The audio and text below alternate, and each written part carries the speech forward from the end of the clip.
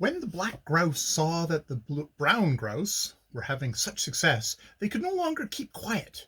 As there was no tree for them to light on, they rushed down on the playground, where the heather stood so high that only their beautiful turned tail feathers and their thick bills were visible, and they began to sing, "Or, or, or." Just as the black grouse began to compete with the brown grouse, something unprecedented happened. While all the animals thought of nothing but the grouse game, a fox stole slowly over to the wild geese's knoll. He glided very cautiously and came way up on the knoll before anyone noticed him. Suddenly a goose caught sight of him, and as she could not believe that a fox had sneaked in among the geese for any good purpose, she began to cry, "Have a care, wild geese! Have a care!" The fox struck her across the throat, mostly, perhaps, because he wanted to keep her quiet. But the wild geese had already heard the cry, and they all raised themselves in the air. When they had flown up, the animals saw Smire Fox standing on the wild geese's knoll, with a dead goose in his mouth. But because he had in this way broken the play day's peace, such a punishment was meted out to Smire Fox that, for the rest of his days, he must regret he had not been able to control his thirst for revenge, but had attempted to approach Akka and her flock in this manner. He was immediately surrounded by a crowd of foxes, and doomed in accordance with the old custom, which demands that whosoever disturbs the peace on the great play day must go into exile. Not a fox wished to lighten the sentence, since they all knew that the instant they attempted anything of the sort, they would be driven from the playground, and would never more be permitted to enter it. Banishment was pronounced upon Smire without opposition.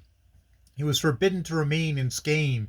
He was banished from his wife and kindred, from hunting grounds, home, resting places, and retreats, which he had hitherto owned, and he must tempt fortune in foreign lands, so that all foxes in Skane should know that Smire was outlawed in the district. The oldest of the foxes bit off his right earlap. As soon as this was done, all the young foxes began to yowl from bloodthirst, and threw themselves upon Smire. For him there was no alternative except to take flight, and with all the young foxes in hot pursuit, he rushed away from Kllbrg. All this happened while the black grouse and brown grouse were going on with their games, but these birds lose themselves so completely in their song that they neither hear nor see, nor had they permitted themselves to be disturbed. The forest birds' contest was barely over before the stags from Hagensberga came forward to show their wrestling game. There were several pairs of stags who fought at all the same time.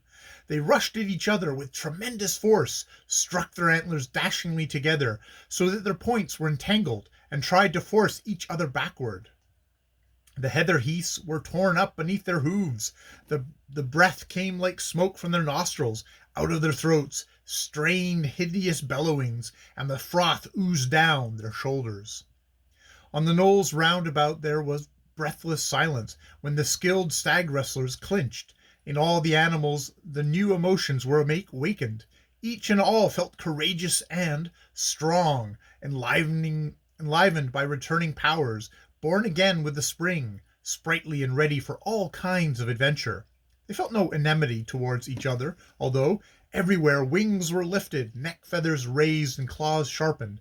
If the stags from Hackensberga had continued another instant, a wild struggle would have arisen on the knolls, for all had been gripped with a burning desire to show that they were too full of life because the winter's impotence was over and strength surged through their bodies. But the stags stopped wrestling just at the right moment, and instantly a whisper went from knoll to knoll, "The cranes are coming!" And then came the gray, dark, dusk-clad birds with plumes in their wings, and red feather ornaments on their necks. The big birds with their tall legs, their slender throats, their small heads came gliding down the knoll with an abandon that was full of mystery. As they glided forward, they swung round, half flying, half dancing. With wings gracefully lifted, they moved with an inconceivable rapidity. There was something marvelous and strange about their dance. It was as though gray shadows had played a game which the eye could scarcely follow. It was as if they had learned it from the mists that hover over desolate morasses. There was witchcraft in it. All those who had never before been on Kllbrg understood why the whole meeting took its name from the crane's dance. There was a wildness in it, but yet the feeling which it awakened was a delicious longing. No one thought any more about struggling. Instead, both the winged and those who had no wings all wanted to raise themselves eternally, lift themselves above the clouds, seek that which was hidden beyond them, leave the oppressive body that dragged them down to earth, and soar away towards the infinite.